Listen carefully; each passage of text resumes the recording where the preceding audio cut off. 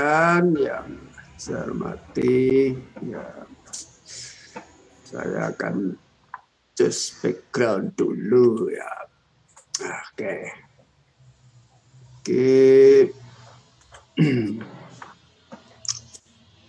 Baiklah, Ibu dan Bapak sekalian, ini ada dua saya berarti. Mungkin tadi yang pertama masih sinyal LED betul, yang kedua saya nyoba lagi ini. Saya jadi ada dua ya. Dualisme ini Prof nanti Prof. Iya, ini yang satu hide non video. Ini gimana yang kalau keluar salah satu nih? Ya biarilah, nggak mengganggu toh. Baiklah Ibu dan Bapak sekalian, Bismillahirrahmanirrahim. Assalamualaikum warahmatullahi wabarakatuh. Waalaikumsalam warahmatullahi wabarakatuh. Alhamdulillah, marilah kita buka kuliah kita dengan berdoa, disilakan. Bismillahirrahmanirrahim. Cukup ya. Saya tadi sudah share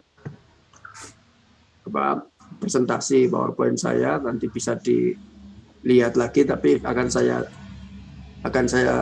share sekarang ya. Akan saya cari filenya dulu.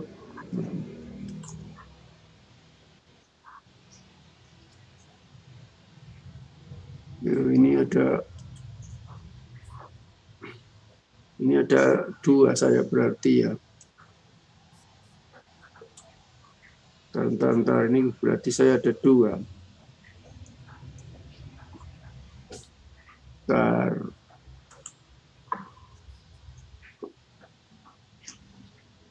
Di situ gambar saya ada dua ya? Satu Prof. Ada satu Prof. Satu aja Prof. Satunya enggak. Satunya enggak muncul gambar Prof. Tapi ada dua jendela caption ya. Oke. Iya. Baik.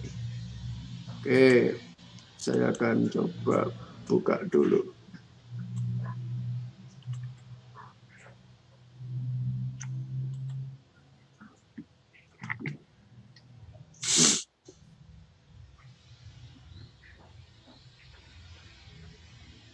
Mana tadi?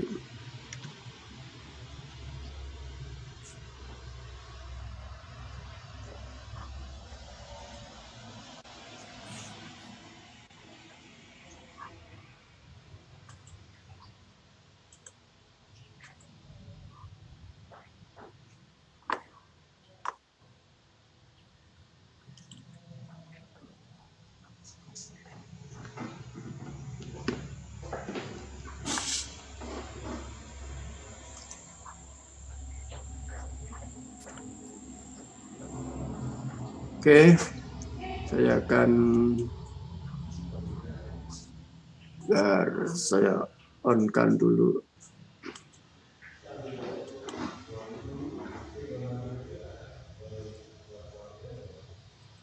Screen.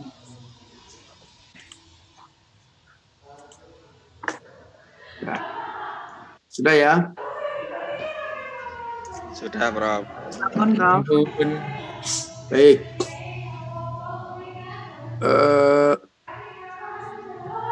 Ibu dan Bapak sekalian, ini kan Ibu kan S3 Dikdas ya? Ya, Prof. Jadi ini saya ambil satu case atau kasus dari pembelajaran matematika yang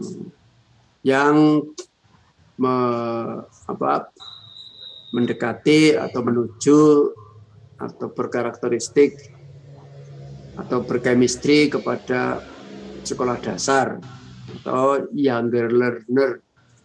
Ya, the younger learner itu SD dan SMP. Nah, ini salah satunya supaya pendidikan itu bisa sesuai dengan hakikat subjek didik, salah satunya seperti itu. Bahwa pendidikan itu sesuai dengan hakikat subjek didik. Kalau hakikat-hakikat yang lain kita punya banyak. Hakikat guru, gitu,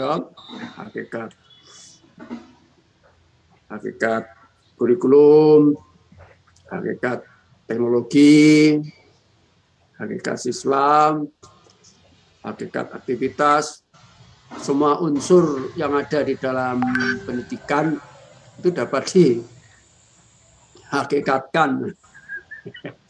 Ya, kalau nggak bisa hanya belum ketemu saja. Dapat dihakikatkan. Kalau Bapak Ibu mengikuti Facebook saya yang Note of the Day itu kan, saya itu kan sebetulnya bermain-main dengan cara membuat hakikat gitu ya, membuat hakikat sebatas pikiran manusia, kan begitu. Nah, ini kalau Mbah Kiai di kampung saya ya nggak cukup. Nah, kalau Mbah Kiai itu memberi pengajian itu ya pegang kitab kuning gitu ya. Nah, supaya kalau nanti berbicara hakikat itu apa contoh dan lain sebagainya itu kalau sudah ada pedoman pada kitab yang dipegang kan sudah nggak dianggap kemana-mana, artinya tidak menyinggung perasaan dan lain sebagainya. Nah, saya juga begitu, saya juga berusaha filsafat ini dari pengalaman saya berfilsafat, mengambil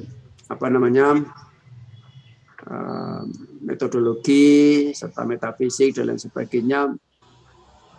Lama-lama jadi kayak kebiasaan gitu. Ya. Walaupun tidak sampai kepada hakikat pun, tetapi berusaha mengformulasikan keadaan. Jadi kalau Bapak Ibu mencermati apa yang saya kerjakan di dalam membuat Note of the Day itu berusaha mengformulasikan suatu keadaan yang bersifat general, universal, tidak menunjuk pada satu. Paling bawah menunjuk hakikat atau kata-kata ya referensi. Nah, mungkin saya pernah menulis tentang presiden umpamanya. Presiden pun tidak harus menunjuk Presiden Republik Indonesia, ya, karena tidak menyebut nama dan tidak menyebut presiden mana-mana. Itu sudah termasuk kalau dari sisi normatif yang sedang dilakukan dan dibangun oleh saya di dalam Note of the Day itu sudah termasuk rendah, dalam, atau normatifnya, kadarnya itu sudah relatif rendah gitu. Nah, dan tentu tidak mudah. Ya, tentu tidak mudah. Ada hal-hal yang biasa, yang sudah dipahami oleh kita semuanya biasa. Tapi setelah saya coba, saya rumuskan lagi dengan sesuatu yang bahasa analog. Orang lain kemungkinan tidak memikirkan atau dianggap itu hal yang tidak perlu dipikirkan gitu ya. Misal saya mengatakan ilmu yang baik itu yang benar dan ilmu yang benar itu yang baik. Gitu loh. Nah, itu ya dengan sendirinya kita walaupun mungkin sepenggal atau sebagian atau mungkin implisit, sebetulnya kita sudah tahu itu dari kuliah-kuliah, dari pengalaman kita itu mempelajari ilmu yang sebagainya gitu. Tapi setelah saya ungkapkan dalam bentuk kalimat menjadi sesuatu yang menurut saya baru gitu. Dan sebetulnya lebih singkat, lebih padat, lebih bagus. Gitu. Maksudnya ilmu yang baik adalah yang benar, ilmu yang benar adalah yang baik. Dan kalau dari sisi spiritualitas ya mungkin bisa dicari dalil-dalilnya, kan seperti itu. Nah, kadang-kadang yang saya rumuskan, yang saya tulis itu spontanitas, karena Note of the Day itu kan hanya pengantar minum kopi sebetulnya. Ada dua keadaan kalau saya sedang menulis Note of the Day itu, bangun tidur atau mau tidur. Ya, bangun tidur itu biasanya kemudian mau langsung mau sholat malam misalnya, ya masih transisi. Kalau orang tua itu kan harus pakai transisi pelan-pelan, tidak langsung bangun langsung beradat gitu. Ya pelan-pelan duduk nulis-nulis sampai dulu, setelah itu ya sambil bikin minum kopi gitu. Setelah itu nulis-nulis selesai baru ambil wudu baru sholat, seperti itu kira-kira. Atau menanti waktu ketika badan sudah tiduran, tapi ada ide, ada ide yang ditulis. Kadang-kadang ya pernah gitu, sudah tiduran, ini belum sempat tertidur, ada ide ya buka HP lagi, nulis Note of the Day. Kan orang tua ya habis nulis pada ini lagi. teringat bapak saya ya beberapa mungkin ya baru kira-kira 10 tahun yang lalu ya. Ya alhamdulillah sekarang bapak saya masih hidup ya. Tapi 10 tahun yang lalu kira-kira usianya ya sekitar 75 gitu, atau 78 gitu ya. Kalau telepon saya ya HP-nya sama chargernya masukkan listrik, hidup. Nah, handphonenya hidup, telepon saya gitu. Setelah selesai ya, diambil lagi, mati lagi. Telepon belum selesai, saya susuli telepon sudah nggak bisa. Orang tua ya gitu, ya. Orang tua ya gitu, maklum. Karena kadang-kadang pikiran itu juga daripada HP itu kalau dihidupkan malam-malam daripada hidup terus nggak nanti kena virus misalnya, pikirannya kayak gitu kadang-kadang lambrang-lambrang gitu. Atau nanti atau kena orang-orang yang iseng nge-hack dan lain sebagainya, matikan sajalah. Tapi kadang-kadang lupa gitu ya, sehari 2 hari on terus. Ya ada gitu. Ya.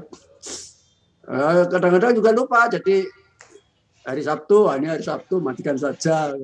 Padahal kemarin baru saja pesan online. Online-nya datang, ditelepon nggak bisa, balik lagi. Jadi serba-serbinya orang tua ini kalau main teknologi itu sudah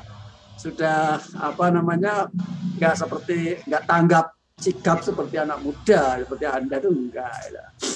Nah, yang Anda juga mungkin kalah dengan putra-putra Anda. Ya, kesikapannya gitu kan, kelincahannya dan sebagainya, segala macam. Ya, sampai sekarang pun saya kalau untuk program misalnya, turun program itu harus ambil passwordnya harus gini, harus di-crack segala macam.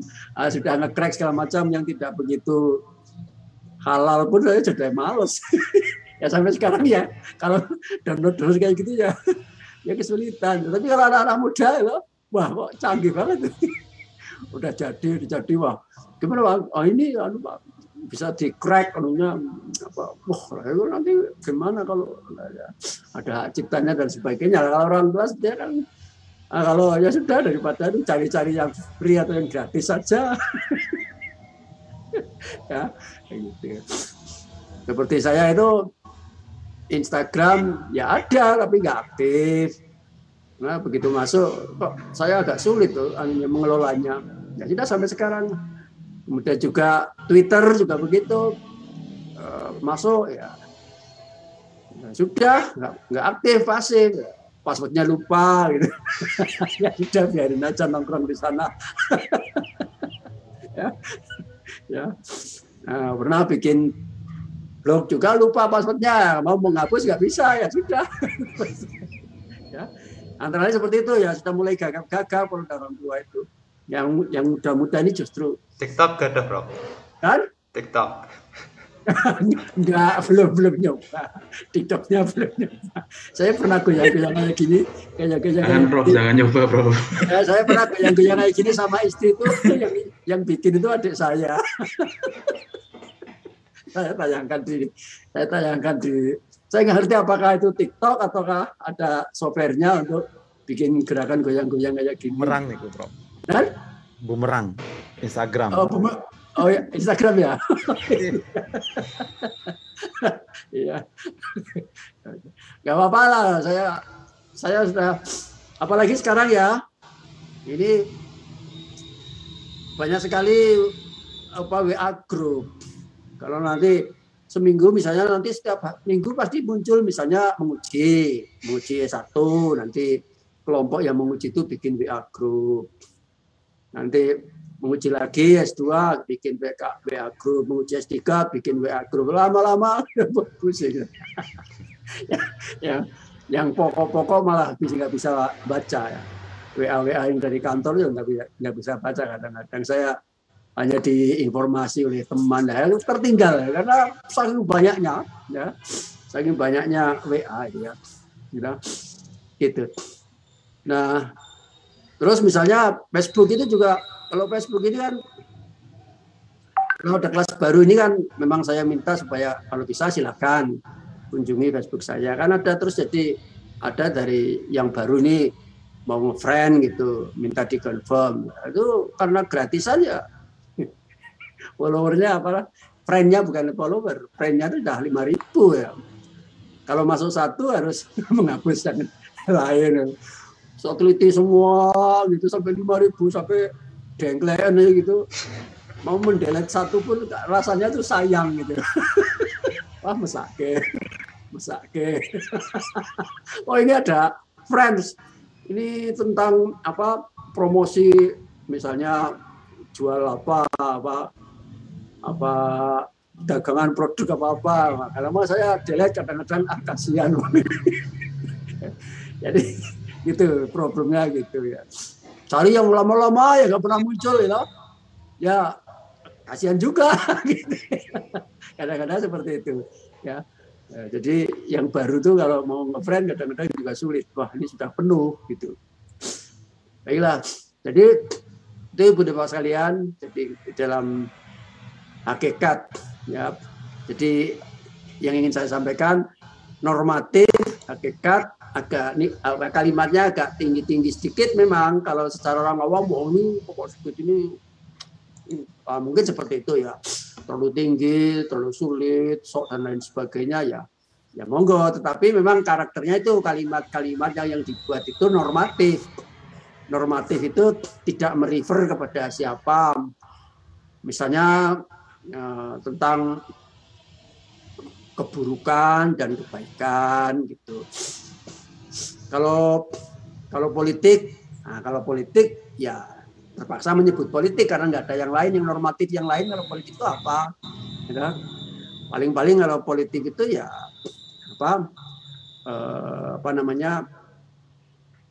niat atau motif. Ya, kalau normatifnya dari politik itu motif, ya motivasi. Tapi motif-motif yang dikelola di organisasi secara bersama-sama dan secara besar-besaran di tingkat nasional jadilah politik kan seperti itu. Dan memang itu saya tulis di dalam Note of the Day itu begitu. Sehingga saya merasa aman-aman saja, nggak menyinggung siapa-siapa, nggak menyinggung siapa-siapa. Kalau ditanya Pak Marsikit, kalau Pak Marsikit gimana politiknya lah? Kalau saya sudah saya katakan di situ politiknya politik murni. Politik murni itu bahwa setiap warga negara Indonesia ya wajib dan berhak berpolitik murni, yaitu politik bela negara, bela bangsa, selesai. siapapun warga negara Indonesia dari Sabang sampai Merauke itu ya harus berpolitik, yaitu politik murni, yaitu politik bela negara dan bela bangsa. Yaitu membela negara dan membela bangsa, selesai kan begitu. Dan saya selalu berpikiran seperti itu, dan saya menggunakan logika antara keseluruhan dan bagian. Ini kalau orang filsafat, jangankan orang filsafat, orang matematika atau orang terpelajar itu paham dan sensitif dan tahu dan sopan dan santun terhadap perbedaan antara ketua dan anggota, antara pimpinan dan yang dipimpin, antara keseluruhan dan bagian.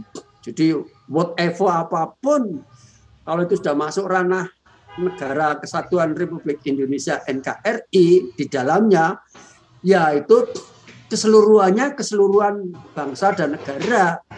Apakah itu perseorangan, apakah itu LSM, apakah itu ormas, parpol, politik, segala macam, ya, apakah itu perusahaan dan lain sebagainya, ya masuk di dalam keseluruhan daripada bangsa dan negara. Andai kata itu perusahaan yang tingkatnya tingkat dunia, misalnya pusatnya di Jepang atau di London atau di New York misalnya, ya masuk Indonesia pun juga harus permisi, juga harus hormat kepada kedaulatan bangsa dan negara Indonesia. Harus ada komunikasi, perundingan, deal dan lain sebagainya. Nggak bisa seenaknya sendiri. Misalnya ada perusahaan-perusahaan asing yang ingin investasi di sini, ingin beli apa, kalau kemarin misalnya yang rame ada bahan nikel apa-apa untuk bikin baterai, mobil listrik, atau sebagainya, ya harus menyesuaikan. Kelapa sawit misalnya harus menyesuaikan dengan kepentingan utama dari bangsa dan negara, kan seperti itu. Nah, apalagi ya maaf ini saya ingin sampaikan, apalagi Bapak Ibu ini kan menuju kepada siswa-siswa anak-anak SD, gitu. S3 ke SD nanti melalui guru-guru dan lain sebagainya, kan nanti punya banyak pengaruh dan yang penting.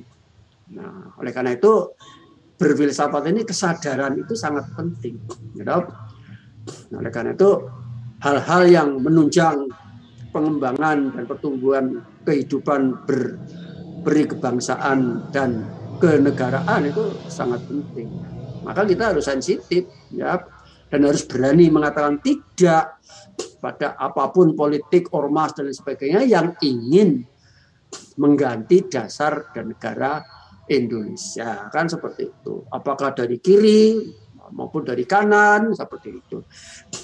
Nah, itu kita perlu semacam keberanian, gitu, untuk mengutarakan pendapat. Nah, saya menggunakan versi saya sendiri di dalam politik murni itu, menggunakan bahasa-bahasa analog dan normatif filsafat yang saya bisa, dalam tanda petik ya, supaya menggelitik orang-orang agar barangkali memikirkannya, berpikir. Ya. Kalau mencerdaskan ya mungkin itu terlalu tinggi lah ya. Ya saya sekedar menggoda saja dari pembaca, supaya pembaca itu tergoda dengan tulisan saya.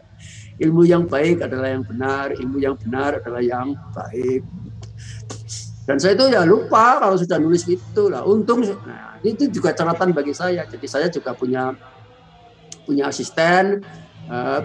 Untuk yang di S1 saya minta supaya tolong dikumpulin note of the day saya, jadikan satu, ya siapa tahu nanti bermanfaat. Dan saya kalau kadang-kadang buka lagi flashback gitu, note of the day itu ya, kok saya pernah nulis saya begini ya, gitu ya. Nah, yang baru seminggu atau 2 minggu aja kadang-kadang lupa, dan kadang-kadang juga agak heran, kok bisa ya saya nulis begitu kemarin. Nah, mengingat-ingat kira-kira suasana apa. Jadi itulah Ibu dan Bapak sekalian. Jadi ide pemikiran di dalam filsafat itu mengalir melihat suasananya. ketika ada bintang film yang mengalami kecelakaan sampai meninggal dunia, wah, banyak sekali euforia macam-macam. Saya sebagai pribadi itu ya mungkin dari sisi spiritual ada lagi dalilnya, tapi dari secara pribadi dan pengalaman pribadi saya punya level atau layer yang di bawahnya yang tidak terjelaskan oleh spiritualitas. Jadi saya sifatnya mungkin mensupport atau mengisi segmen itu yang tidak diisi oleh yang lain-lain. Nah, karena segmen saya segmen filsafat itu memang itu jadi agak universal, menembus ruang dan waktunya spiritualitas dan agama misalnya. Jadi ya kelihatan bahwa saya itu agamanya Islam, tetapi saya juga lebih banyak secara universal. Ya, agama apapun gitu ya. Kalau orang sudah meninggal dunia kok dipanggil-panggil arwahnya dan lain sebagainya, menurut saya itu sangat tidak etis gitulah. Ya. Apalagi kalau untuk mencari ketenaran dan mencari uang dan sebagainya ya. Jadi kata-kata adab ya. Kata-kata adab di dalam filsafat itu sangat ringan gitu. Tapi di dalam psikologi sosial itu sangat berat. Jadi jarak antara filsafat dengan psikologi sosial itu kadang-kadang jauh dan kadang-kadang dekat. Sebab apa? Adab itu kan aturan, selesai. Ya. Kalau tidak beraturan atau melanggar aturan, namanya tidak beradab. Ya. Tapi dalam kehidupan sehari-hari kalau kita dikatakan tidak beradab kan wah luar biasa. Ya. Seakan-akan manusia yang tidak punya budaya, tidak punya moral dan lain sebagainya. Kan seperti itu. Nah, termasuk juga saya mencoba bagaimana mencoba itu meluruhkan ya.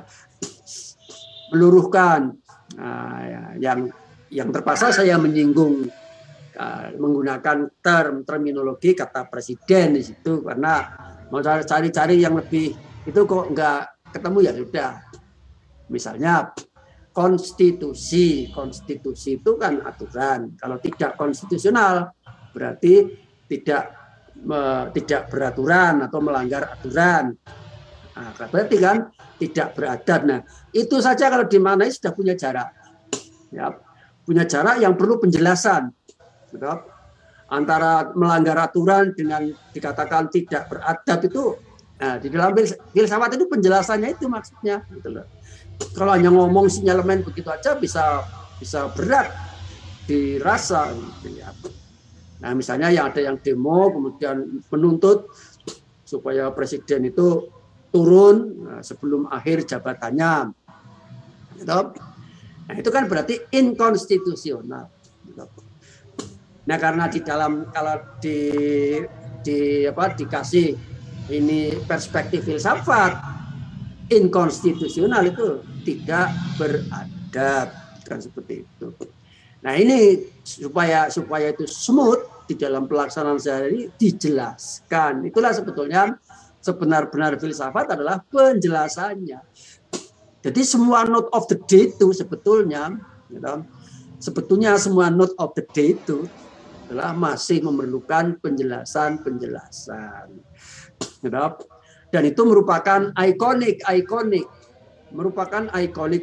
yang perlu dijelaskan atau memerlukan penjelasan. Namun karena saya berusaha ini supaya menciptakan Friendster yang kondusif, yang berbaik atmosfer begitu, apapun komentar daripada Friendster ya saya like. Like, walaupun kadang-kadang komentarnya jauh atau berbeda yang saya maksudkan atau mungkin salah dari pengertian yang saya tampilkan ya like. Like. Ya apa sih ya dong, katanya kalau membuat orang senang itu beribadah gitu ya udah like saja. Nah, kalau mau diskusi nanti diteruskan, silakan kalau ada yang bertanya diteruskan di kelas boleh, dilanjut di kelas boleh. Pak, Bapak kok menulis di Facebook itu note of the day kok begini maksudnya apa? Boleh didalami kan seperti itu. Nah, baik, saya teruskan Ibu Bapak sekalian. Ini saya itu menghadapi S3 itu macam-macam. Ini yang Bapak Ibu ini S3 yang PSD, pendidikan sekolah dasar. Nah, S3 yang lain itu PEP. Ya, yang PSD dan PEP itu beda. Nah, kalau yang PEP yang caption saya ini, yang PPT ini ya saya kirimkan saja, kemudian saya kasih tugas. Ya. Tapi untuk Bapak ini saya lebih agak detail ini, karena ini penting. Nah, jadi inovasi pembelajaran matematika melalui konteks budaya ini saya minta di dalam perspektif ini adalah salah satu case atau case study atau salah satu kasus dari pembelajaran matematikanya. Bapak Ibu yang dari bahasa, yang dari IPA, ya, yang dari sosial, dari agama, sebagai silakan. Tapi kemarin di dalam diskusi tentang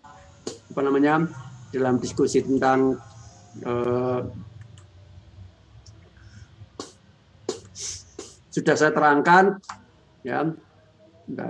Jadi dalam diskusi yang terdahulu itu sudah saya terangkan atau saya tantang gitu Bapak Ibu ya, yang dari non matematika untuk mendefinisikan keilmuan yang disesuaikan dengan hakikat daripada subjek didik. Nah, itu tadi hakikat. Tuh, kalau begitu ya namanya bukan hakikat, Pak. Hakikat kok beda-beda. Ya kalau hakikat cuma satu, ya artinya kita duduk di Menara Gading. Ya. Kita nggak mau melihat proses. Ya. Kita duduk di Menara Gading, hanya cukup membuat statement di atas sebagai suatu aksioma, kemudian silakan atau ini harus dilaksanakan. Berarti otoriter juga pada akhirnya. Ya dan sifat seperti itu sifat penjajah. Ya, sifat penjajah. Nah, filsafat ini ya, adalah awal proses, ya, akhir terus itu berjalan. Ya, sehingga hakikatnya juga berjalan. Hakikat ilmu untuk orang dewasa, hakikat ilmu untuk anak-anak, hakikat ilmu untuk SMA, ya gimana sekarang? Jadi hakikat keilmuan itu kontekstual, gitu loh. Kontekstual. Ternyata bisa kok orang matematika mendefinisikan hakikat matematika untuk anak-anak. Gitu. Hakikat matematika untuk anak-anak adalah kegiatan sosial. Kalau dalam bahasa Jawa itu namanya adiluhung, sesuatu yang hebat, yang tinggi nilainya, ya, yang itu tidak mudah, karena itu adalah akumulasi dari pengetahuan, dari riset, ya, dari kesadaran, dari sosial, ya, sampai bisa mengatakan bahwa matematika adalah kegiatan, itu luar biasa, ya, luar biasa. Padahal yang pendidikan ini saya bukan bicara masalah agamanya, tapi pendidikan agama dalam konteks ini. Padahal pendidikan agama pun belum sampai ke situ, coba. Ya, agama masih ansih secara universal berlaku untuk semuanya. Tapi bagaimana sekarang supaya punya daya, gitu loh maksudnya, supaya punya daya dekat yang lebih baik. Karena apa? Karena kalau kita mau berhasil kepada pendidikan di sekolah dasar atau kepada anak-anak, ya kita harus mendekatinya. Kita yang punya pengetahuan ini yang harus menggunakan metodologi gimana bisa mendekatinya. Jangan kemudian mereka semua ditarik ke sini untuk mengikuti selera saya dan menyesuaikan dengan apa yang kondisi saya.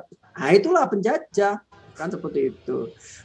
Nah, kalau kita sudah memahami pentingnya pelayan di dalam pendidikan pembelajaran atau melayani kebutuhan siswa, ya kita mengembangkan metode untuk mendekati mereka supaya berorientasi pada mereka.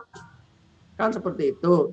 Misal saja, ya, mentang-mentang kita itu bahasa Inggris, umpamanya, atau walaupun bukan bahasa Inggris, pelajaran apapun gitu, tapi gurunya ini baru baru pulang dari Inggris atau dari dunia gitu, berkeliling sana menggunakan bahasa Inggris. Di depan siswa berlagak, berlagak pulang dari luar negeri, nggak bisa lagi bahasa Indonesia, berbahasa Inggris terus di depan anak SD lah. Ini kan berarti berorientasi pada guru, ya, tidak berorientasi kepada siswa. Ya kalau berorientasi pada siswa ya sudah, dilupakan saja bahasa Inggrisnya. Wong saya sedang jangankan bahasa Inggris, bahasa Indonesia. Misal ini pembelajaran matematika kontekstual di Jakarta sama di Jogja. Ya harus beda. Jangankan Jakarta di Jogja, wong di Jogja saja, di kota dan di Gunung Kidul saja berbeda pembelajaran matematika. Kenapa? Untuk SD kontekstual. Ya kalau di Jogja ditanya, kalau di Jakarta ditanya berapa 5 kali 5, jawabannya 25, betul. Kalau di Jogja berapa 5 kali 5, jawabannya selawe. Apa mau disalahkan? Nah inilah. Tapi dimungkinkan 70%, 80% ada kemungkinan guru itu menyalahkan. Ya. Guru menyalahkan jawaban siswa, yang siswa menjawab selawe. Inilah yang saya maksud, guru tidak mampu mendekati dunia siswa. Kan gitu kan? Guru harus merubah paradigmanya karena menghadapi siswa. Oh, nggih. Pindan selawe leres, teruskan saja. Ampun, siki pun. Nah, sekarang selawe coba bahasa Indonesianya apa? 25-50. Wah, misalnya salah toh. Nah, saya beritahu ya, selawe itu bahasa Indonesianya adalah 25. Jadi komunikasi, melayani mereka begitu. Tapi kalau pukul rata apalagi yang namanya tes pilihan ganda. Wow, pelajaran matematika SD tes pilihan ganda ya nggak akan muncul. Aspek-aspek humanioranya yang semacam tadi nggak akan pernah muncul. Sikat habis gitu aja. Ya, hanya terbentuk dari pilihan. Oh, dia milih ini. Oh, mau tidur, mengantuk juga bisa memilih. Gitu. Baik, saya teruskan Ibu dan Bapak sekalian. Ini saya September yang lalu sebagai narasumber di Unsri Universitas Sriwijaya Palembang. Saya diminta sebagai narasumber melalui pembelajaran matematika melalui konteks budaya lah. Nah, kemudian karena saya diminta di sana, saya melayani di sana. Bentuk pelayanan saya ya saya menggunakan konteks budaya di sana semampu apa yang saya kerjakan. Kemudian saya search di Google. Search di Google yaitu budaya Palembang. Saya ambil gambarnya. Macam-macam budaya Palembang ini yang bisa dipakai untuk pembelajaran matematika. Kan gitu. Jadi saya berusaha untuk menyesuaikan dengan audiens yang ada di sana, kebutuhan sana gitu. Ya kalau saya paksakan kemudian saya tayangkan budaya Jawa di Jogja sesuai dengan kebiasaan saya, ketoprak misalnya. Mentang-mentang saya jadi raja gitu ya. Oh, saya tayangkan ya sana nggak paham. Ya asing gitu loh. Ini contoh orang berkomunikasi gitu aja. Kita menghargai orang yang diajak komunikasi gitu ya. Ya kalau saya dengan Pak Hamidullah misalnya ya tolong yang di Temanggung itu contohnya apa gitu ya. Di Temanggung kalau nggak salah ya dulu pernah mendapat predikat kota yang terbersih di Indonesia. Sekarang nggak ngerti apakah masih dipertahankan atau tidak. Dan itu logis. Karena apa? Karena Temanggung itu kan kota di daerah pegunungan. Kemudian airnya mengalir, kalau hujan sebagainya menyapu bersih. yang sampah-sampah kecil-kecil itu sebagainya. Kemudian terbentuk budaya menata lingkungan dan sebagainya, kan seperti itu.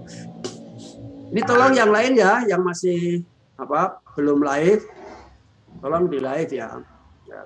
Nah, itu berarti Anda juga tidak respect kepada yang diajak bicara ya. Apalagi Anda itu berusaha menyesuaikan, membuka peluang saja. Nah, silakan, jadi Pak Rois ya, silakan dibuka di live. Begitu. Jadi itulah ikhtiar orang berkomunikasi ya, tidak secara spesifik hanya pola pembelajaran di SD. Saya berkomunikasi. Berkomunikasi itu menghormati lawan bicara, karena yang lawan bicara audiennya, yang penyelenggaranya adalah Universitas Sriwijaya. Saya coba buka di sana. Nah, Ibu dan Bapak sekalian yang saya hormati, jadi ada yang perlu saya sampaikan di sini, supaya ini saya ingin menayangkan yang saya ingin menayangkan foto tadi kok hilang, gimana ntar?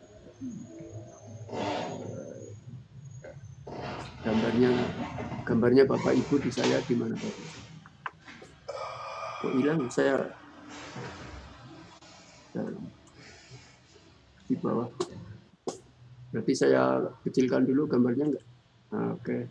Bentar. Baik, nggak apa-apa lah. Sementara saya bicara, tapi saya nggak melihat wajah Bapak Ibu, tapi nanti akan saya. Kalau begitu saya stop dulu ya, stop screen-nya dulu, stop screen dulu. Oke. Saya ingin menyampaikan kepada Ibu dan Bapak sekalian bahwa pembelajaran atau pendidikan berbasis budaya itu ini kan ranahnya ranah sekolah.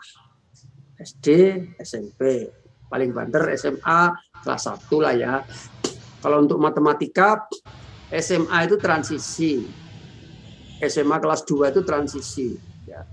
Kalau kelas 1 bolehlah masih dianggap mengikuti atau berkonsumsi seperti yang adik-adiknya di SMP kelas 3. Tapi kalau sudah kelas 2, kelas 3 itu masa transisi, yaitu kemampuan matematikanya itu sudah bersifat formal, sudah bersifat abstrak. Jadi kalau kemampuan matematika bersifat formal dan bersifat abstrak, ya, tidak diperlukan lagi ilustrasi atau alat peraga untuk membantu belajar matematika. Paling banter cuma sketsa gambar di papan tulis, paling banter gitu. Ya. Tapi benda konkret, apalagi video atau yang bersifat live dan sebagainya tidak diperlukan lagi. Meningkat sampai mahasiswa S1, S2, apalagi S3, untuk belajar matematika sama sekali tidak diperlukan contoh dalam kehidupan sehari-hari. Orang matematika murni itu ini mau bermanfaat atau tidak bermanfaat, ada contohnya dalam kehidupan sehari-hari atau tidak, nggak peduli. Sebab matematika murni adalah mathematics is for mathematics. Gimana caranya bikin? Kalau saya orang matematika cukup gampang saja. Ya. Ini misalnya saya S3 pendidikan matematika atau S3 matematika murni gitu. Kalau mau bikin matematika ya tetapkan saja asumsi awal. Oke. Nah, asumsi awal, kemudian kalau sudah ada asumsi awal, kemudian ditetapkan definisi. Kalau sudah dibuat definisi, baru kemudian dibuat aksioma. Kalau sudah dibuat aksioma, kemudian dibuat teorema. Teorema yang dibuat itulah yang perlu dibuktikan. Ya. Yang tidak bertentangan dengan asumsi dan definisi dan aksioma terdahulu. Nah, gitu. Kemudian tugas matematikawan selanjutnya adalah menciptakan teorema-teorema baru. Ini orang-orang sudah matematika murni, tingkat tinggi kayak gitu, mathematics is for mathematics. Enggak ngaruh, nggak peduli siapa kamu, siapa saya, nggak peduli subjek didik, sulit ya karmu, ya. Enggak ya terserah Anda. Matematik itu nggak terpengaruh gitu.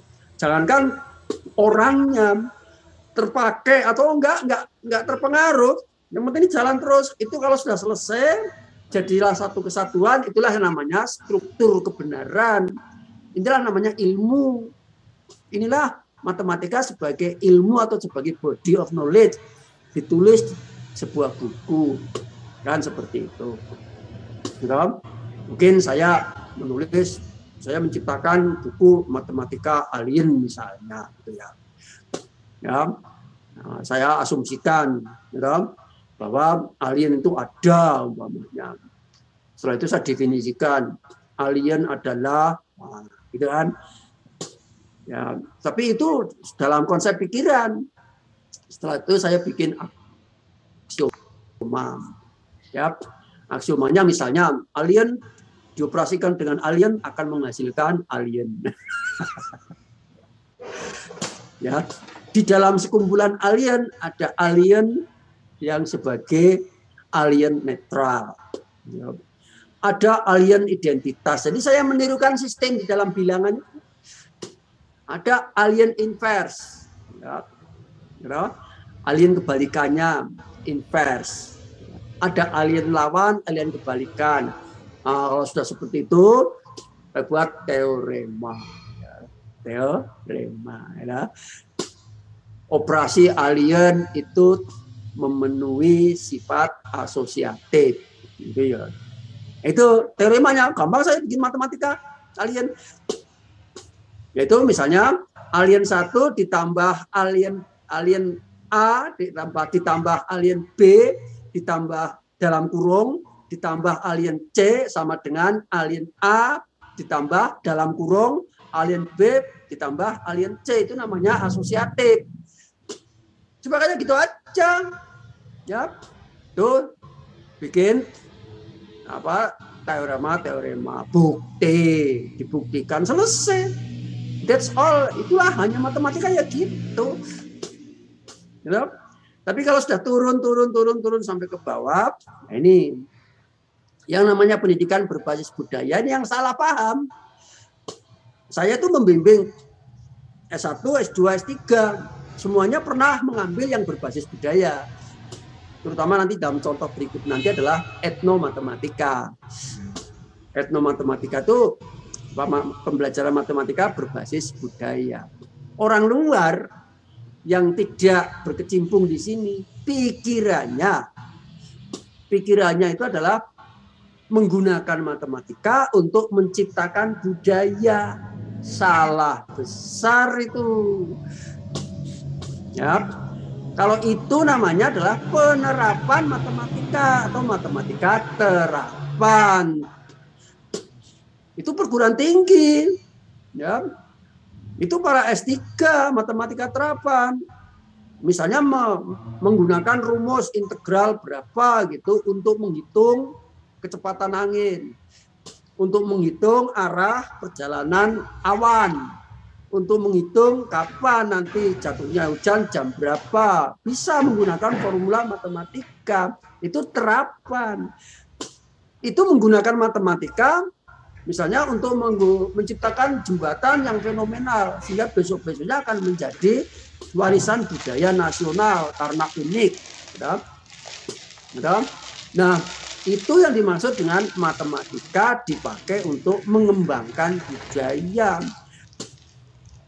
Saya yang jadi promotor, ini saya sampaikan kepada Bapak Ibu, saya yang jadi promotor. Nah, yang co-promotornya biasanya diambil dari yang budaya, tapi yang nggak ngerti matematika. Misalnya seperti itu, ada beberapa kasus. Nah, dituntut oleh co-promotor mahasiswa S3 itu mau membuat disertasi, bagaimana penerapan matematikanya untuk budaya. Nah, saya harap bahwa nanti dengan di selesainya disertasi ini nanti budaya akan berkembang. Wah, ya itu sudah jauh dari maksud dan tujuan. Ya. Ini tolong ya kuliah ini direfleksikan karena penting ya. Jauh dari maksud dan tujuan. Ya. Nah, etnomatematika atau pembelajaran matematika berbasis budaya atau pembelajaran sosial berbasis budaya di SD apapun silakan, pembelajaran IPA berbasis apa sebagai di SD itu maksudnya adalah menggunakan budaya. Misalnya budaya itu macam-macam, bisa tinggalan dalam arti benda, artefak, bisa tinggalan dalam arti kebiasaan atau sistem. Ya. Misalnya kalender Jawa, gitu kan? Kalender Jawa itu bisa dianggap sebagai penjanggalan budaya. Nah maksudnya ialah kita menggunakan kalender Jawa untuk belajar matematika, itu maksudnya. Buka kalendernya. Oh begini. Ada Pranoto Mongso, ada bulan ke-1, kedua, apa namanya Mas? Inilah. Hitungan Jawa itu, Bro. Petungan. Ya hitungan Jawa, Pranoto Mongso itu adalah hari pasaran. Ya, legi paing pon wage kliwon dan seterusnya. Maksudnya begitu. Belajar dari sana, coba ini ada orang di kampung ya 1000 hari dari meninggalnya kakek umpamanya, gimana ngitungnya orang kampung itu? Nah gitu ya. Nah praktek silakan ditanya, sana tanya gitu ya. Oh setiap hari bikin coretan di tembok. Ini hari coret 1 hari, 2 hari, 3 hari, 97 hari. Ya enggak sempat bekerja. Cuma hanya mengingat-ingat saja hari itu. Nah, lupa, enggak pesan sama anaknya. Tahu-tahu temboknya dicat.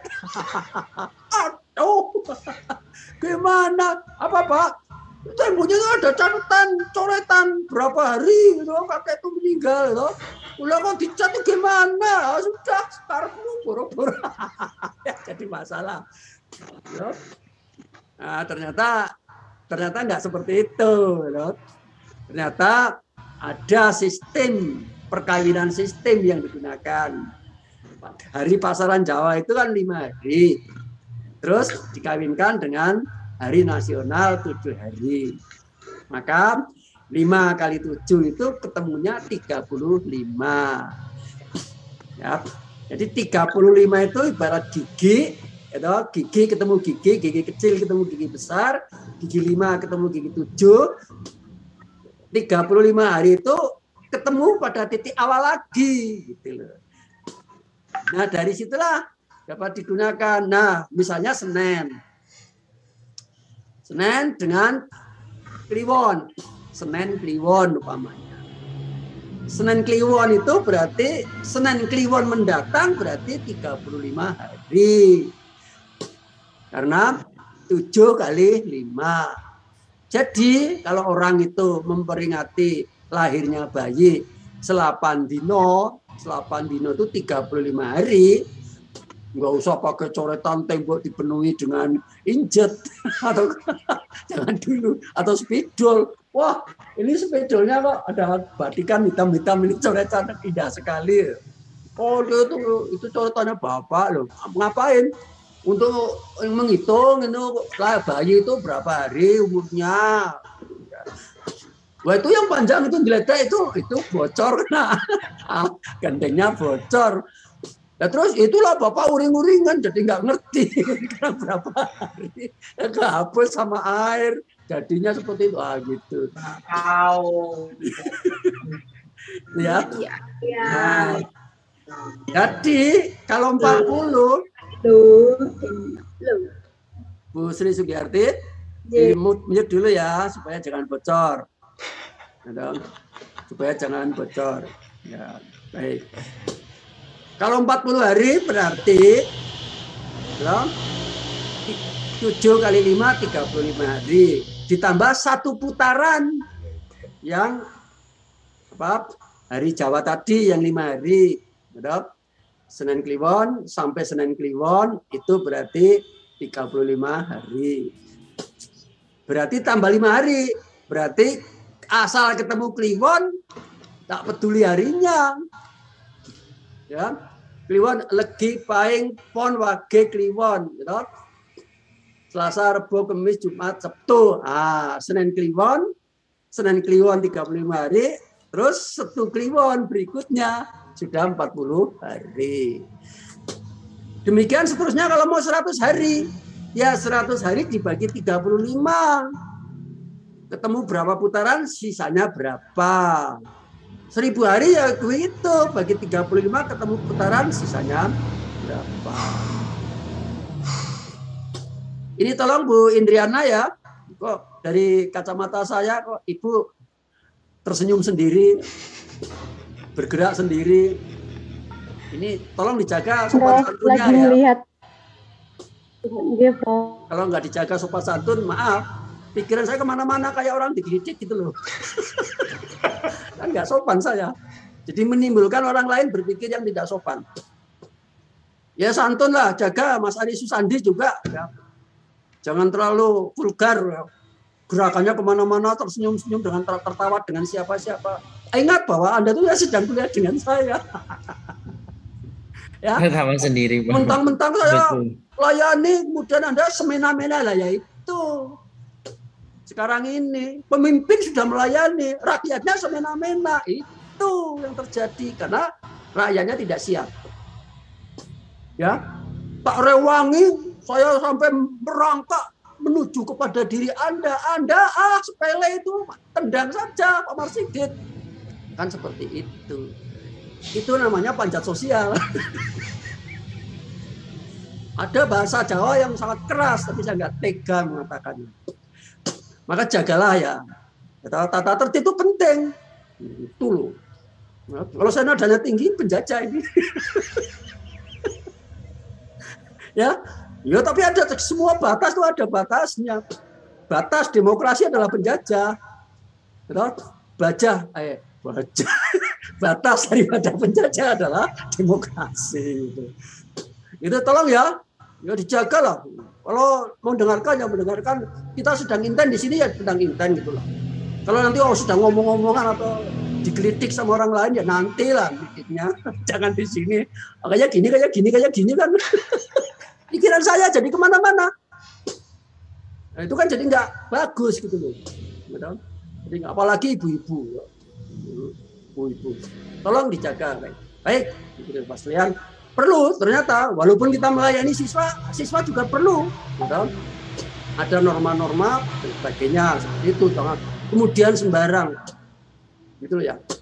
Yang terjadi sekarang di Indonesia seperti itu. Pemimpinnya sudah sangat bagus, sudah kayak gini. Rakyatnya yang naik.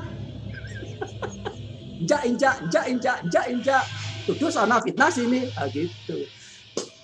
Saya khawatir kalau ada berulang kali seperti pemimpin yang keras seperti dulu, ngeri itu. Ya. Nah, makanya saya akan mengajak diri saya sendiri. Ya. Marilah kita syukuri keadaan. Jangan kemudian kita panjat sosial dalam arti hal-hal yang sudah baik ini kita anggap sepele seperti gratisan begitu saja. Itu pengorbanan itu. Itu pengorbanan. Guru juga seperti itu. Guru yang bagaimanapun juga menggunakan metode bagaimanapun juga, ya, menggunakan metodologi mendekati diri siswa. Bagaimana? Kalau siswanya itu ya pada akhirnya ya terjadi benturan, gitu. Ya, terjadi benturan. Ya sama saja kalau jalan tol sama supirnya, sama mobilnya sudah bagus, ya, masih terjadi kecelakaan. Ya, berarti kalau mobil bagus ya berarti tidak boleh kecelakaan, ya tergantung, ya tergantung situasi jalan, tergantung supirnya capek atau tidak, misalnya seperti itu. Baik, saya teruskan Ibu dan Bapak sekalian, saya share lagi screen. Ya. Oke. Nah, di konteks Palembang sana itu terjadi banyak hal-hal yang bisa dipakai untuk pembelajaran, misalnya kapurap, kemudian mungkin juga ini kalau ini seperti dari agama tertentu gitu ya, bangunan-bangunan tempat pemujaan atau apa.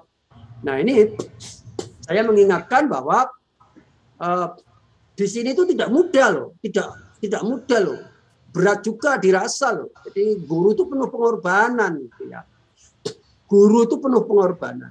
Orang tua yang ini, makanya orang tua juga penuh pengorbanan. Jadi oleh karena itu kadang-kadang menjadi karena siswa, anak sudah dimanjakan, rakyat dimanjakan, jadi bertindak kurang sesuai dengan apa namanya norma-norma yang ada gitu.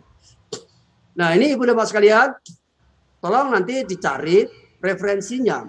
Ya, ini dari Vicky Erle ya, dari Learning Theories. Ini caranya mencari nanti Bapak Ibu ya itu di Google ya, di Google, kemudian diketik C-map biasa sambung begitu saja, kemudian teori learning pakai bahasa Inggris. Tapi yang di atas dipilih yang image, yang gambar. Nanti akan muncul gambar semacam itu. Ya, akan muncul gambar semacam itu nanti. Nah, kemudian saya ingin tunjukkan kepada Ibu dan Bapak sekalian gambar ini. Saya yakin Bapak Ibu belum ada yang lihat kecuali Bapak Ibu sudah melihat PowerPoint saya. Ini menggambarkan ada banyak aliran-aliran berbagai macam aliran pembelajaran atau pendidikan, Ibu dan Bapak sekalian. Ya. Nah, aliran-aliran ini ya macam-macam, tapi dari banyak aliran itu saya bagi dua. Ya, saya bagi dua, yaitu yang kiri bawah ini.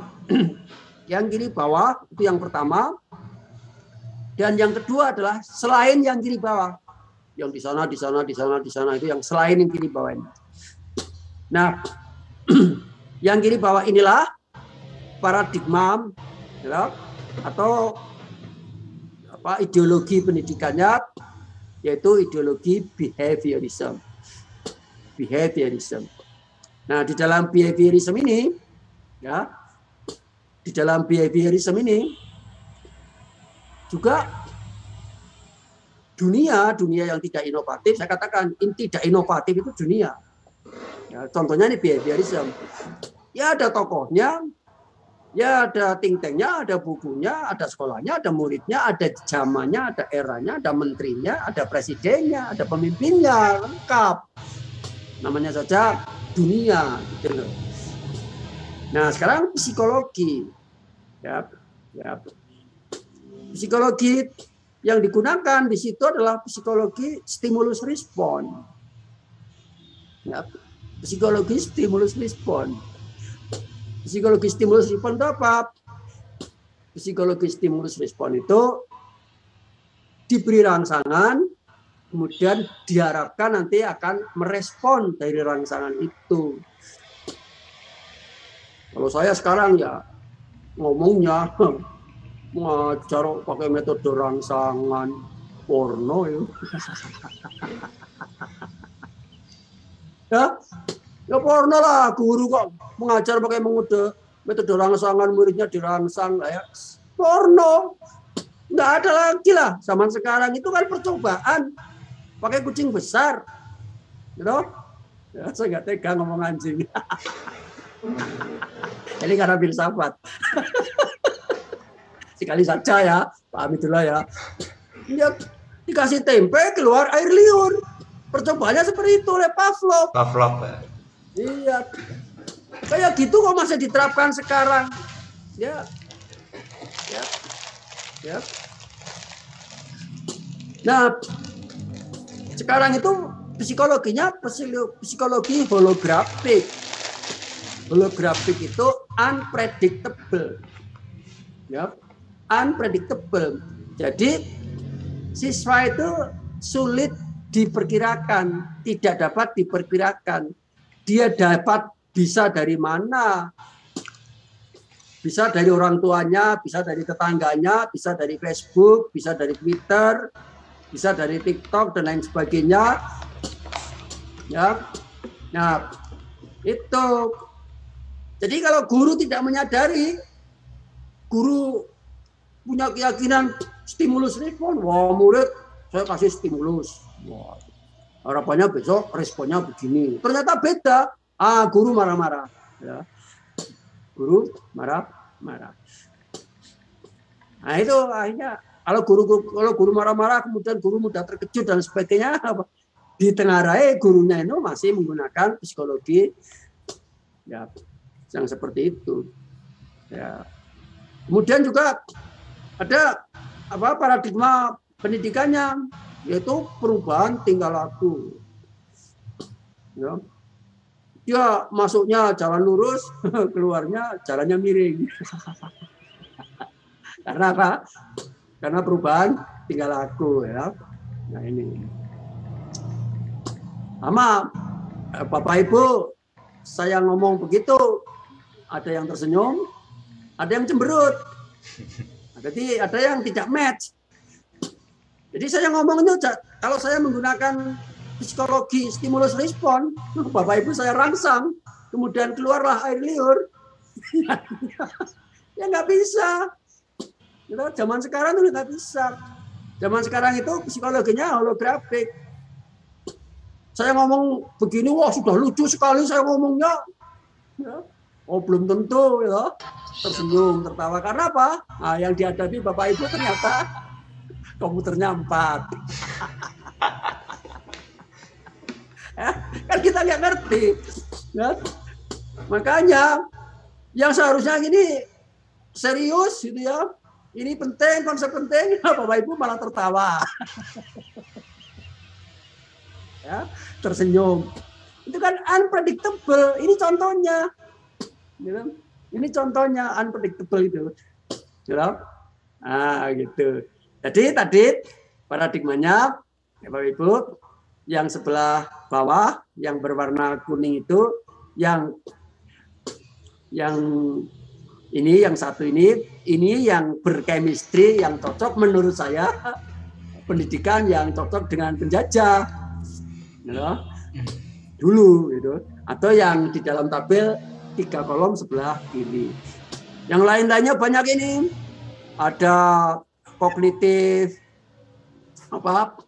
information dari Piaget, ada sosial kognitif dari Bandura, ada meaningful learning, ada constructivism, ada dari Vygotsky, ada kognitif teori dari Piaget, kemudian ada connectivism, ada pembelajaran online di sini.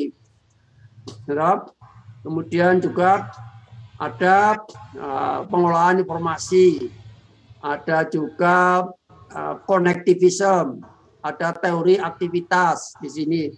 Banyak sekali ada PJBL, project based learning, ada PBS, ya, problem based solving, ya, dan seterusnya. Ini semuanya dalam kerangka tadi. Dalam kerangka guru itu mendekati dunia siswa.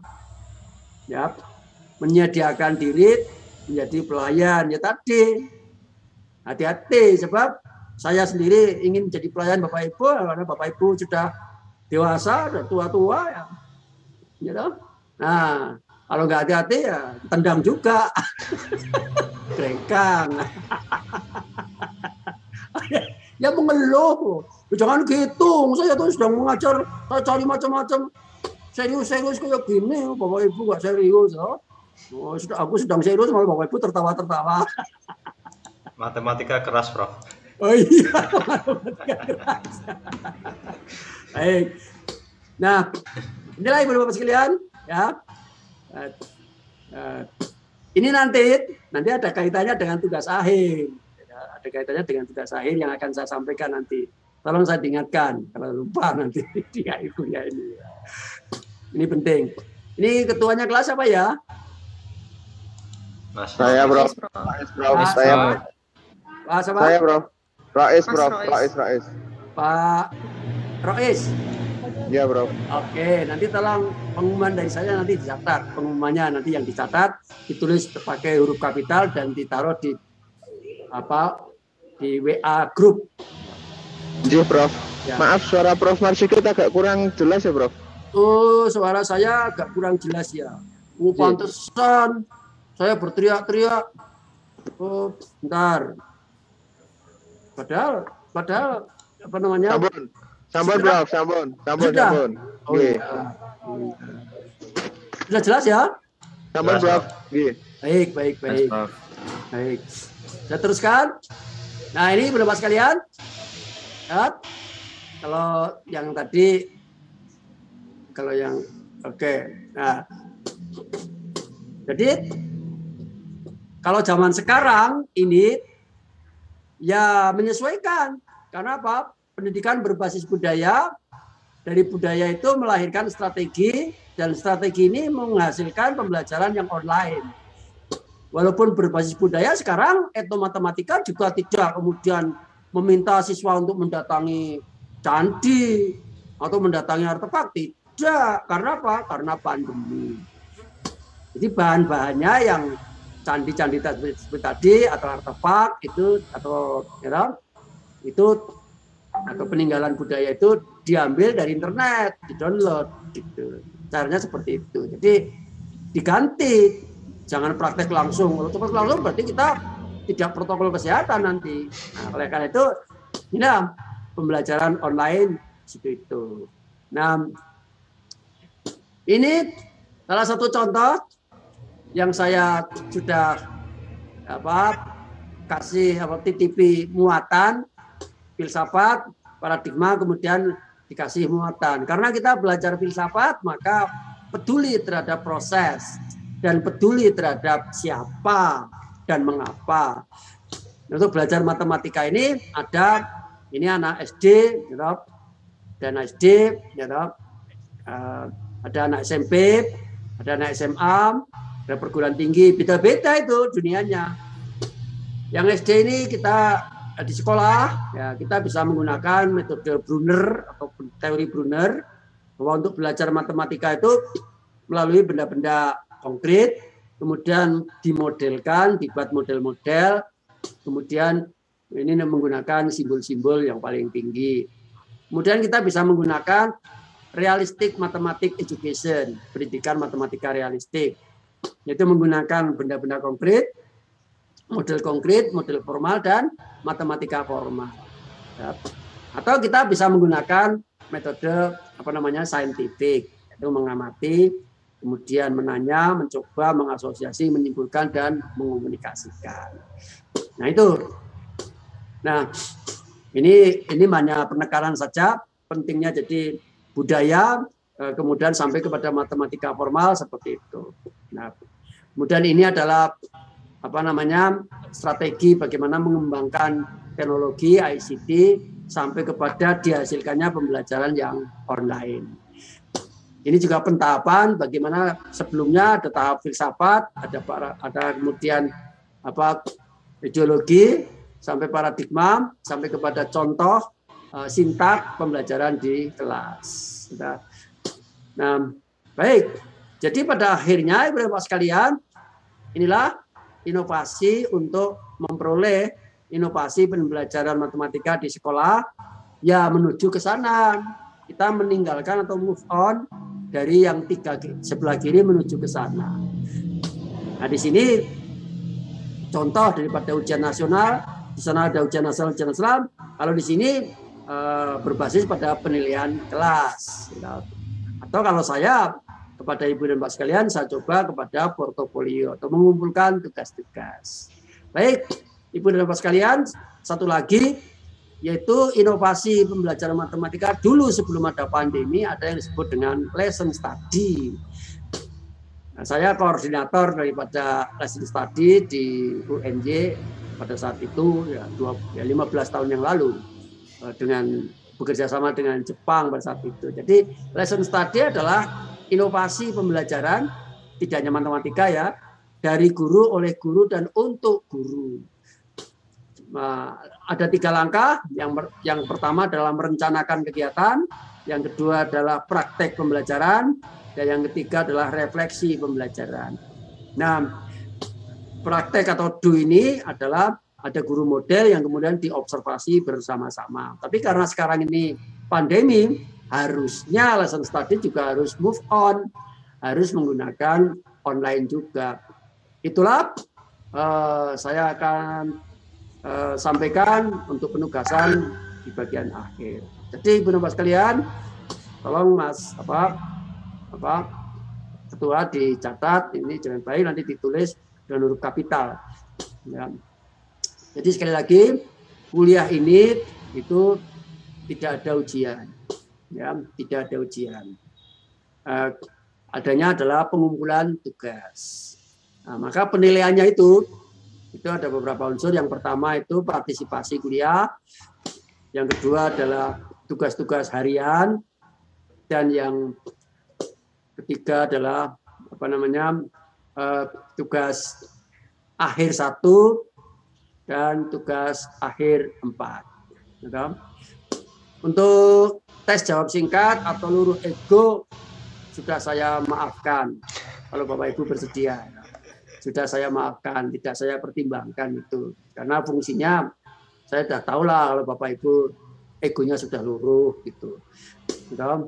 Kemudian kalau orang tua itu kan yang penting kata-kata itu kan doa ya.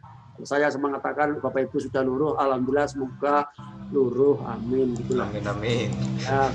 Dua, mengadakan yang mungkin ada.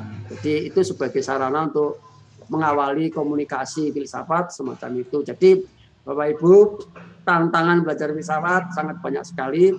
Kalau Bapak Ibu berkeinginan dan punya waktu, oleh karena itu target daripada berfilsafat ini bukan sekarang, mungkin 5 tahun, mungkin 10 tahun lagi, di mana Bapak sudah punya waktu yang longgar, kebetulan ada penugasan, yang mungkin ada kesesuaian.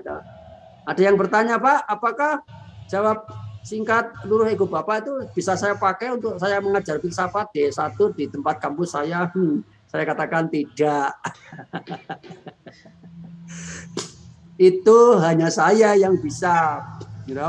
Hanya saya yang bisa seperti itu. Nah, jadi filsafat itu adalah proses mengalami dan beraktualisasi diri, kemudian itulah yang disampaikan, disosialisasikan kepada para mahasiswanya. Dan juga tidak mengambil dari yang lain, semua adalah kreativitas, tapi esensi dasarnya itu ada. Jadi saya ulangi, tugas akhir 1 adalah inovasi pendidikan dan pembelajaran titik-titik di sekolah dasar.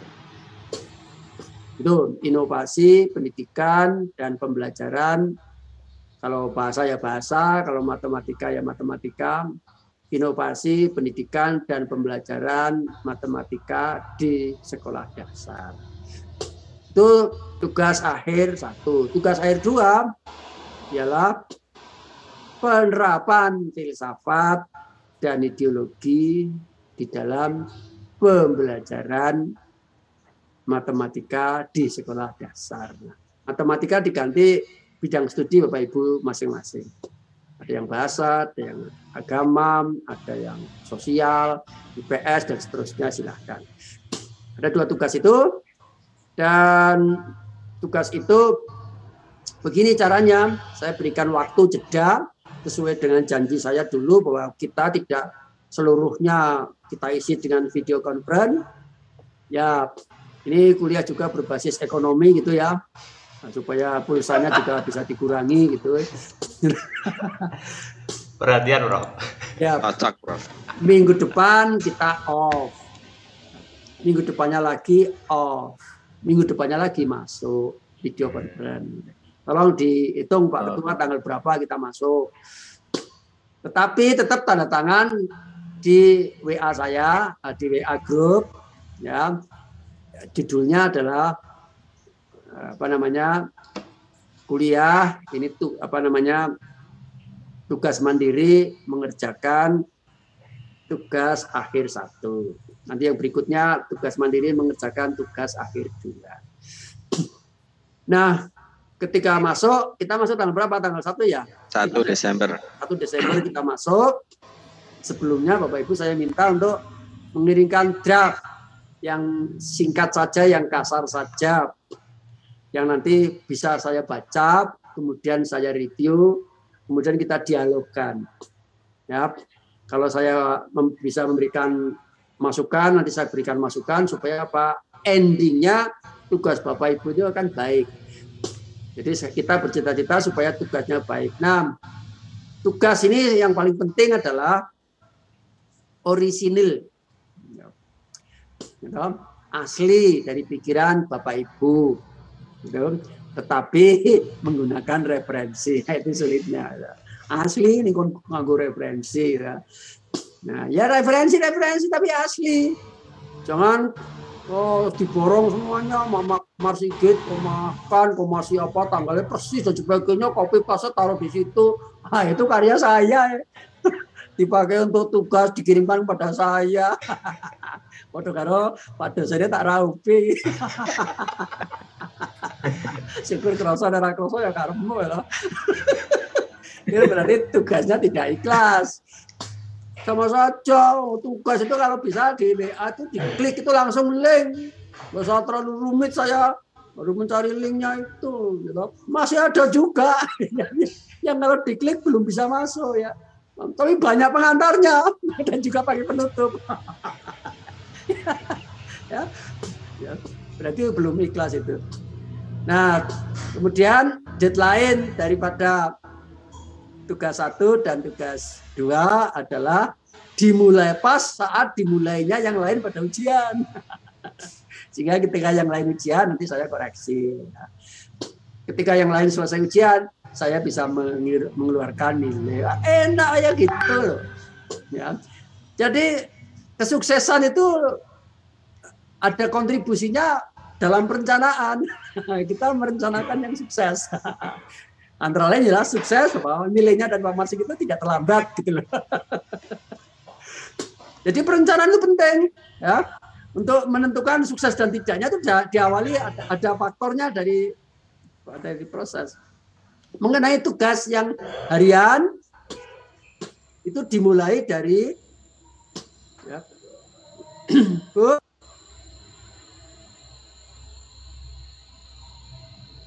Mute, Prof.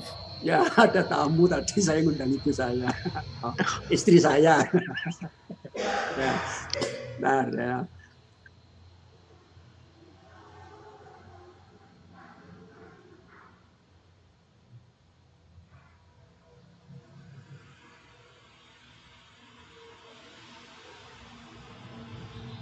Oke, saya teruskan. Ini moodnya disengaja ya. Ini urusan keluarga ini ada tamu ya. Tamunya istri ya, biasa. Kalau di kampung tak sumbang menyumbang itu masih ada seperti itu ya. Habis nyumbang kemudian dikasih dianteri apa gitu. Gitu ya. Baik. Untuk tugas yang harian mulai dari melihat video dan sebagainya sampai refleksi hari ini sebagainya itu apa namanya terserah Bapak Ibu, dosisnya menentukan sendiri-sendiri. Nanti pada bagian akhir saya minta Bapak Ibu siap-siap membuat laporan apa tugas. Ya. Misalnya mulai dari kuliah masuk berapa kali, tidak masuk berapa kali, jujur ya. Untuk memudahkan saya. Kalau saya nanti dibohongi, ya, nah ini termasuk didolimi gurunya. Ya. Masuk berapa kali, tidak masuk berapa kali. Ya. Nah, kemudian bikin tugas yang harian itu dapat berapa? Dapat berapa silakan. Tapi disebutkan tugas yang pertama judulnya ini, yang kedua ini, yang ketiga ini. Pak, saya dapat yang harian itu sampai 8. Yang lain 9, yang lain 10. Nah, silakan, tidak ada masalah. Gitu loh ya. Gitu. Dan ingin saya sampaikan kepada Bapak Ibu, jadi sekali lagi ini original, tidak copy paste, tidak plagiat. Itu tema, tugas tadi yang saya sampaikan, tugas akhir 1 dan tugas akhir 2 itu temanya seperti itu. Judulnya bisa divariasi, silakan. Perlu Bapak ketahui bahwa ini filsafat. Filsafat itu di atas kualitatif, di atas kuantitatif. Kan seperti itu. Nah, Kalau kuantitatif, benar dan salah, ya dan tidak. Ya dan tidak. Ya pilihan ganda. Ya, tapi dalam rangka untuk ya dan tidak, menolak dan menerima hipotesis. Kalau kualitatif, beda lagi. Menggunakan kuantitatif, menggunakan data juga, tapi perlu penjelasan. Tapi melihat kenyataan, tapi ada skenario, tapi ada kreativitas, ada inovasi. Kemudian ada variasi dan lain sebagainya. Mutu juga, originalitas. Kalau filsafat, itu semuanya ditambah metafisik. Bapak Ibu ini kok senyum-senyum ini? Ikut kuliah saya ini ngapain? Sambil kontemplasi, Bro. Oh iya, kontemplasi. Ya begitu. Itu metafisik. Dalam arti tugas Bapak Ibu yang tidak ikhlas itu akan kelihatan. Itu metafisik ya. Hanya orang-orang yang punya pengalaman yang mampu melihat. Semua tugas Bapak Ibu kalau suruh baca anak SMA baik. Baik anak-anak, baik. Baik apa baik? Baik. Betul apa betul? Betul. Tapi kalau yang disuruh membaca makomnya di atasnya, ya maaf. Dalam hal filsafat yang ini saya makomnya di atasnya karena saya S3-nya filsafat. Apa ada yang mau membantah? Ya. Nah, saya punya pengalaman, tahu ini yang bagi anak SMA T1 S2 baik. Ternyata bagi saya masih perlu catatan. Oh ini kalimat saya berarti plagiat loh. Ini copy paste ya jelas ini. Ya. Nah, karena itu baca menjadi sangat penting. Demikianlah Ibu dan Bapak sekalian.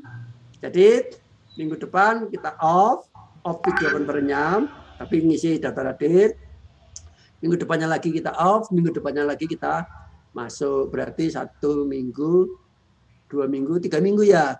3 minggu dari sekarang.